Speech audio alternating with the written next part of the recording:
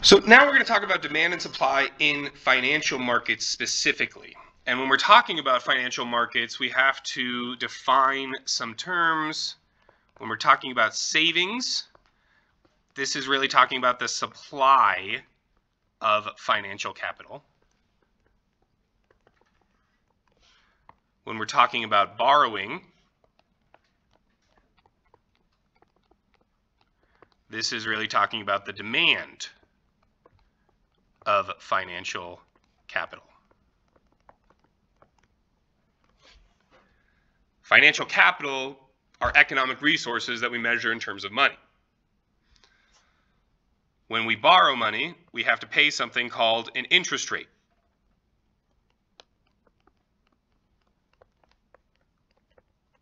An interest rate is the price of borrowing.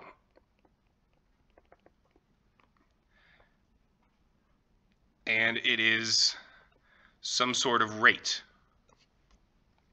Obviously, interest rate, some sort of rate. We don't need to write that. The price of borrowing. So what does this look like in graph form?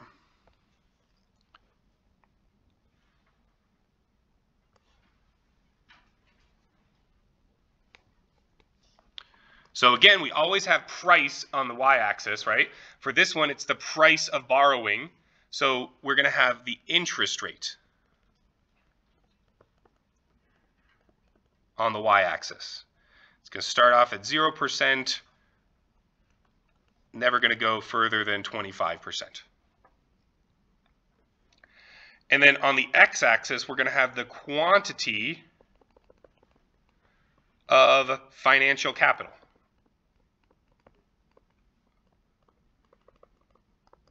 Usually in billions of dollars. Oh, this thing keeps jumping around on me.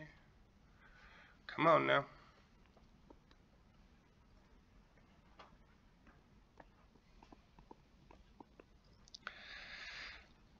And so we end up with a demand curve for financial capital that looks something like this.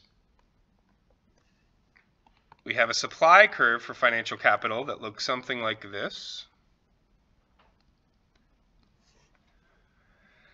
And where X marks the spot,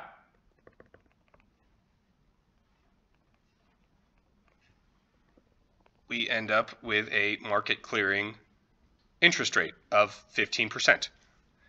And this equates with $600 billion of financial capital provided in the United States.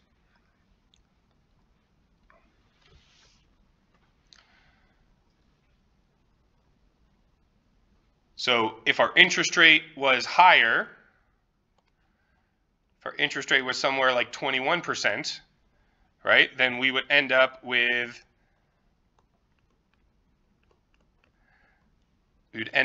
this surplus situation, right? A surplus of money here. If our interest rate was lower, say 13%, we would end up with a shortage. So people seeing the shortage are going to do what? They're going to save more. So the quantity demanded, the quantity supplied, the quantity demanded of financial capital, in a similar way to labor markets and other markets, they're going to equilibrate themselves to whatever that market clearing interest rate is because of the pressures of shortages or surpluses within the particular market. So not going to be a lot of questions on the financial capital part, probably more questions related to the labor market part when we're talking about the midterm exam.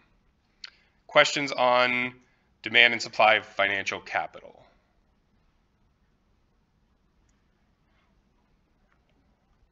Okay.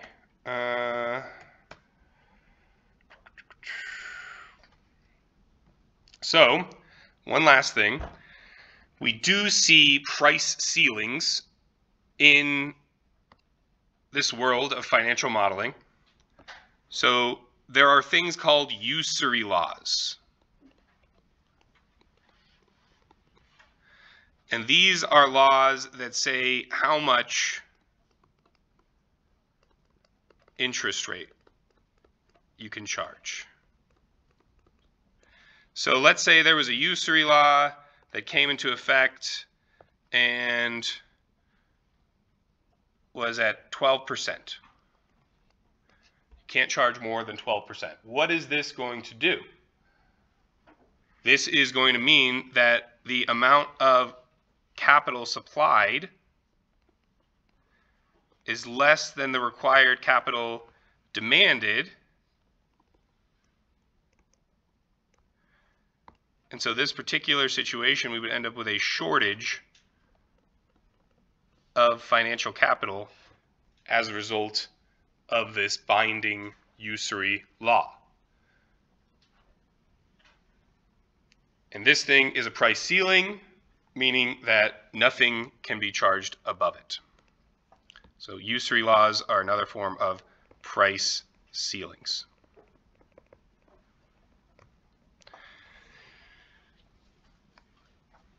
Questions on usury laws, shortages, and price ceilings and how it relates to financial markets. Just keeping it pretty basic. All right, that's all I got for you today.